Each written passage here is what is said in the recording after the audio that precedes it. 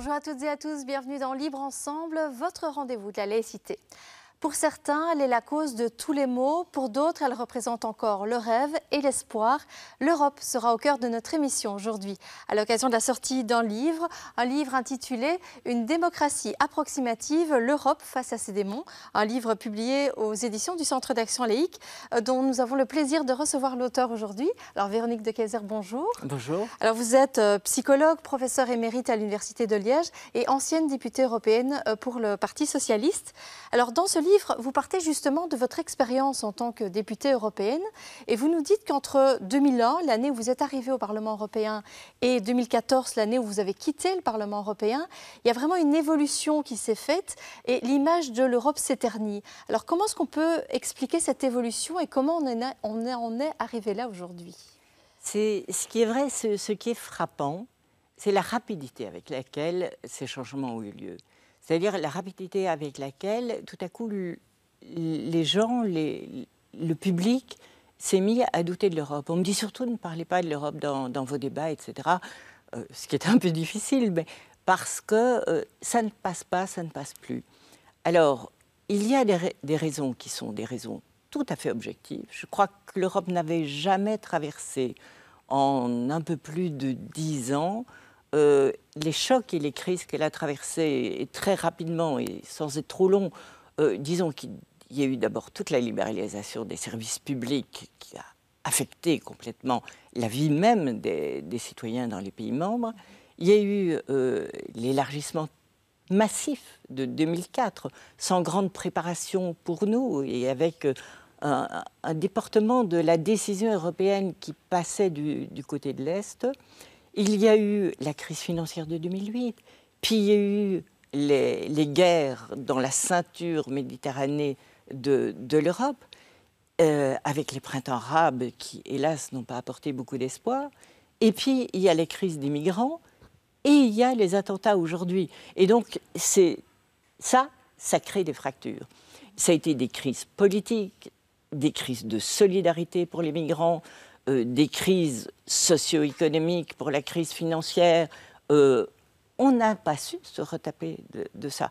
Et l'idée que l'Europe était là pour apporter la prospérité, pour apporter la confiance, pour apporter finalement la protection des citoyens, eh bien cette image-là, elle s'est complètement dégradée dans la population. Donc les principales raisons sont d'abord des raisons objectives. Et puis, oui, alors il y a des raisons subjectives, justement. Et c'est la psychologue qui vous parle. Moi, je ne peux pas utiliser uniquement des grilles objectives pour traiter aujourd'hui de l'effritement de la confiance européenne des citoyens envers l'Europe.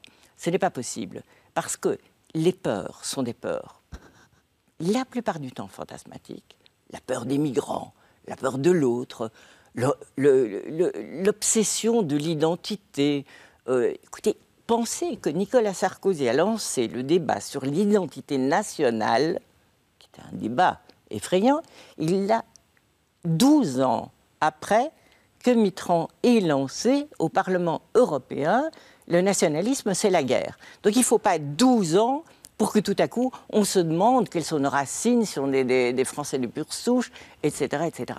Donc, et depuis maintenant, ces débats reviennent. Il y a l'identité, à quoi je ressemble, est-ce que l'autre me ressemble, etc. Il y a le refus de l'autre, la peur du migrant, la peur du musulman, la peur du terroriste, la peur de tout ce qui ne me ressemble pas.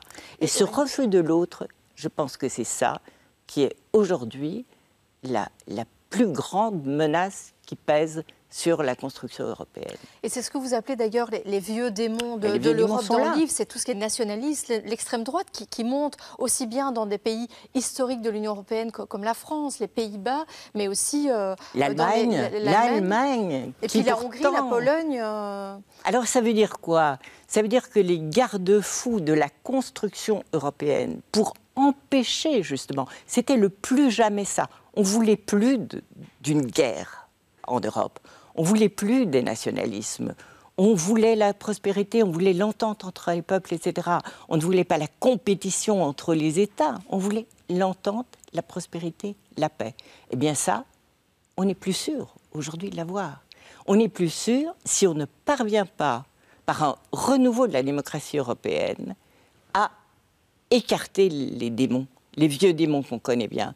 Et pour le moment, on n'a pas le temps de le passer en revue, mais il y a des signes, je pense aux visites domiciliaires en Belgique dont on a beaucoup parlé, il y a des signes qui sont terriblement inquiétants pour ceux qui ont un peu de mémoire de l'histoire, et il y en a qui se souviennent encore de périodes que nous avons connues. Alors du coup, les solutions pour essayer d'endiguer cette progression, notamment des nationalistes de l'extrême droite, est-ce que c'est de redonner un nouveau rôle aux citoyens européens pour qu'ils s'emparent de l'Europe? Oui, mais là, s'accaparent l'Europe. Là, très rapidement, je vais vous dire à quel point... Bon, on parle du renouveau du populisme. Il n'y a pas seulement les nationalistes, il y a le populisme qui renaît en Europe. Le populisme de droite comme le populisme de gauche. Il y a des gens très bien dans le populisme de gauche. Je ne vois pas de gens très bien dans le populisme de droite. Mais peu importe. Ce qu'il y a, c'est quand on ne sait plus quoi faire, on en appelle au peuple. Et au peuple, on va donner des réponses qui, en général, sont très simplifiées, très, très schématiques, etc.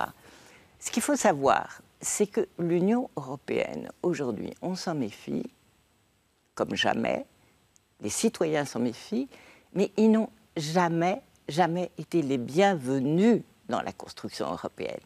Parce que l'Europe s'est construite sur la crainte, justement, du retour des démons, c'est-à-dire de mouvements de masse, de mouvements populaires, qui pourraient mettre à la tête de certains pays de nouveau d'Hitler ou de nouveau des Mussolini qui ont été portés très légalement au pouvoir. Et donc, dans l'Europe des débuts, qu'est-ce qu'on a fait? On a fait une union des nations, des pays fondateurs. La décision était aux mains des gouvernements. Et on a mis des cours, la Cour européenne de justice, qui ne s'appelait pas encore comme ça, mais qui va devenir la Cour européenne de justice européenne, et puis la Cour des droits de l'homme, en disant les politiques seront encadrées par un droit européen qui sera supranational et qui va empêcher qu'il n'y ait des dérives. Maintenant, n'importe quel citoyen, s'il se sent vraiment menacé, peut aller à la Cour européenne de justice. Les citoyens peuvent mettre en doute la législation de leur État. Et on pensait qu'avec ça, ça allait marcher.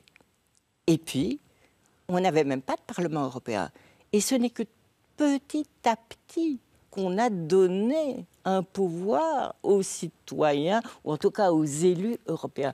Mais le peuple, vous le chassez, il revient au galop. Et aujourd'hui, on s'étonne qu'il y ait des populismes. On s'étonne qu'il y ait des gens qui se disent « Mais sapristi, comment est-ce qu'on peut, nous aussi, peser dans la décision ?» Mais justement, le peuple, alors, effectivement, il peut avoir... Il y a cette notion de populisme quand on parle du peuple, mais le peuple, il peut aussi avoir un impact positif. On voit que dans la directive REACH, par exemple, sur les produits chimiques... Vous m'ôtez le mot de la bouche. Voilà, et dans la directive sur les logiciels, tout ce qui est brevet de logiciels, là, le peuple a eu un vrai rôle positif. Deux choses qui sont positives, très positives aujourd'hui.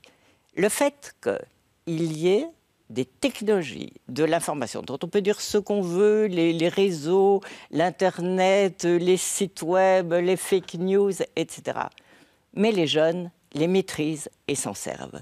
Et moi, ce qui me reste d'extraordinairement positif de mon expérience européenne, c'est le fait que j'ai vu à l'œuvre des réseaux dont j'ignorais même l'existence, qui pesaient sur des décisions européennes. C'était des jeunes, en général, qui écrivaient, qui venaient, qui manifestaient, qui faisaient quasi des attaques cybernétiques au niveau du Parlement européen. Et vous citez REACH, et c'est un combat qui est un véritable combat d'école. C'est dans les années 2000, on parle beaucoup de libéralisation, on parle beaucoup... Il y a des manifestations de sidérurgistes, de dockers et tout. Et puis, il y a une proposition de directive de l'industrie de la Commission européenne. Et c'est effectivement... Et alors, je vous coupe, mais c'est vrai que parce qu'on arrive déjà à la fin déjà de cette émission, mais c'est vrai que dans cette directive, et d'ailleurs j'invite les gens à lire parce que vous le détaillez assez bien, on voit que le peuple a eu un vrai rôle à jouer. 6 et les ans ONG de aussi, combat dans la rue, etc.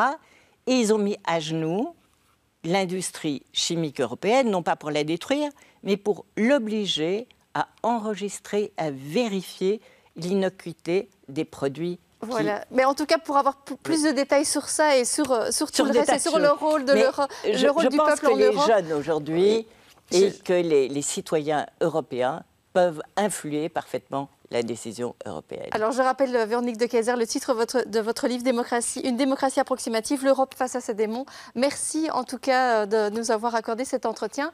Merci à vous de nous avoir suivis et à très bientôt pour un nouveau numéro de Libre Ensemble, votre rendez-vous de la laïcité.